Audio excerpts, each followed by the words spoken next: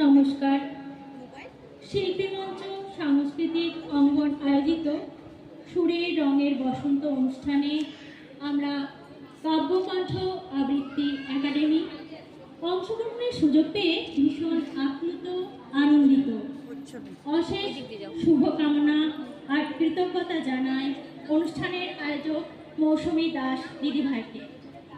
যেহেতু অনুষ্ঠানটি বসন্ত বিষয়ক, আমরা দুটি পর্যায়ে আমাদের নিবেদন পরিবেশন করব, প্রকৃতি এবং বসন্ত। প্রথমে গ্রামের প্রাকৃতিক এবং সামাজিক দৃশ্যপট নিয়ে লেখা কবিগুরু রবীন্দ্রনাথ ঠাকুরের হাট কবিতাটি পরিবেশন করবে আমাদের সুমাইয়া সুলতানা, নমস্কার। অরিত্র অধিকারী, নমস্কার। এবং অদ্রিজা দাস। নমস্কার। শুরু করছি হাট। নমস্কার। হাট রবীন্দ্রনাথ ঠাকুর।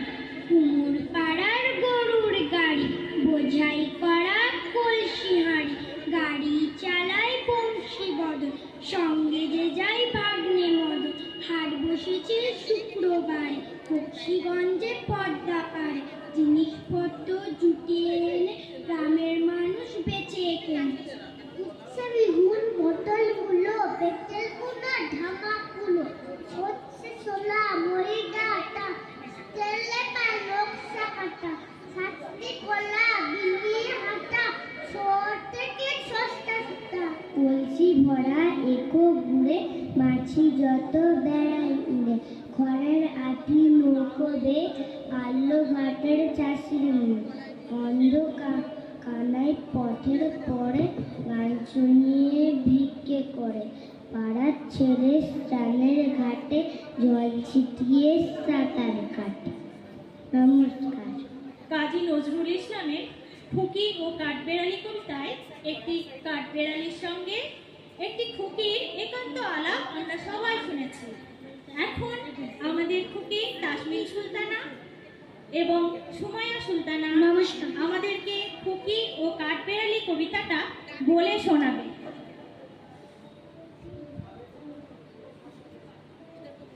নমস্কার। খুকি ও কাঠবেড়ালি, কাজী নজরুল ইসলাম।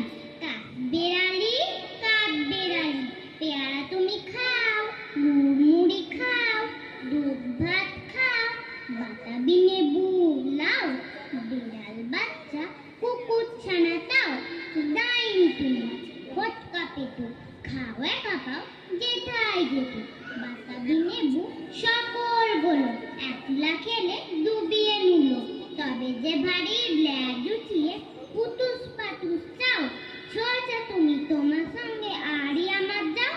কাঠবেড়ালি বান্দ্রি মুখি, মারবো ছুড়ে কিল, দেখবি তবে রাঙাদাকে ডাকবো, দেবে ঋণ পেয়ারা দেবে, যা তুইও চা তাই তো তোর নাকটি বোঝা, শুকনো চোখে গা ফুস ফুস, একলাই খাও হাপুস হুপুস, পেটে তোমার পিলে হবে পুরি কুষ্টি মুখে।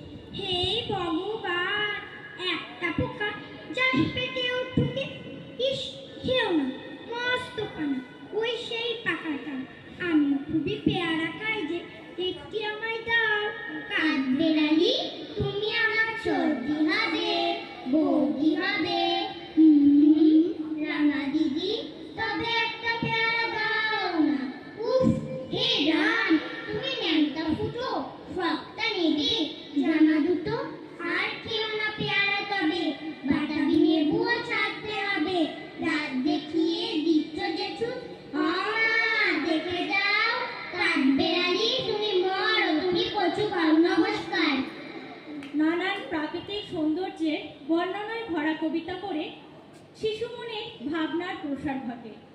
কবিগুরু রবীন্দ্রনাথ ঠাকুরের আমাদের ছোট নদী কবিতাটি বাংলার গ্রামীণ দৃশ্যপটের একটি জ্বলন্ত নিদর্শন।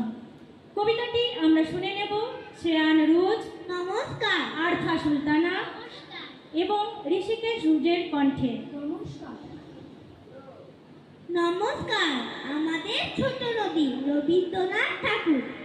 আমাদের ছোট নদী চলে বাঁকে বাঁকে, বৈশাখ আসিদার হাঁটু জল থাকে, পার হয়ে যায় গরু, পার হয় গাড়ি, দুই ধার উঁচু তার, ঢালু তার পারি, চিকচিক করে বলে, কোথা নাই কাদা, একদারে কাশবন ফুলে ফুলে সাদা, কিচিমিচি করে সেথা শালিকের ঝাঁক, রাতে উঠে থেকে থেকে শেয়ালের হাঁক।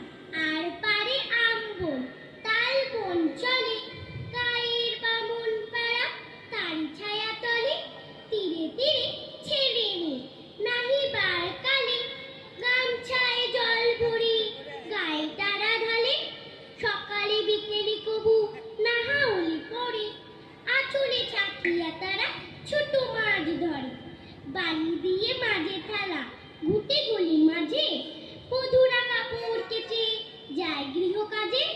আষাঢ়ে বাদল নামে নদী ধরো ধরো, মাতিয়া ছুটিয়া চলে ধারা ধরো ধরো, মহাবেগে কল কল কোলাহল ওঠে, ঘোলা জলে পাকগুলি ঘুরে ঘুরে ছোটে, দুই কূলে বনে বনে পড়ে যায় সারা, বর্ষার উৎসবে জেগে ওঠে পাড়া। নমস্কার।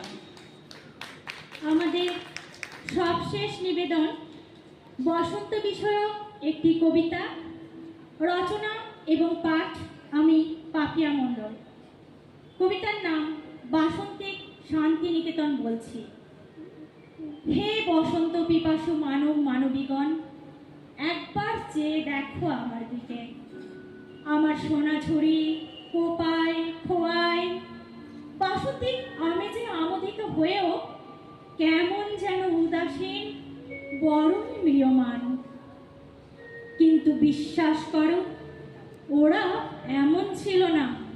প্রতিটি বসন্ত সমাগমে ওরাও মেতে উঠত দৃষ্টি নন্দিত রূপের ডালি উন্মুক্ত করে, পলাশ শিমুল অশোকের লালিমায় নীল দিগন্ত লালিমালিপ্ত হতো। বসন্ত এলে ওরা এখন ভীত হয়, তোমাদের গলার মালা আর কবরী বন্ধের জন্য নির্বিচারে উৎপাটিত হয় পলাশ রাশি। তোমাদের উন্নাসিকতার দোল যাপন হয় পলাশ আর আবির শোভিত ছবি আপলোডে। রবীন্দ্র চেতনায় অনুপ্রাণিত তোমরা বসন্ত উৎসবে মাতোহারা হও যত খুশি, প্রেমের আবিরে মন প্রাণ রাঙিয়ে নাও নির্দ্বিধায়। শান্তিনিকেতনের পবিত্র ভূমিও রেঙে উঠুক তোমার আমার মহামিলনের উৎসবে। শুধু একটি পলাশ ছেঁড়ার আগে ভাবো একটি বার, শুধু একটি পলাশ ছেঁড়ার আগে ভাবো একটি বার।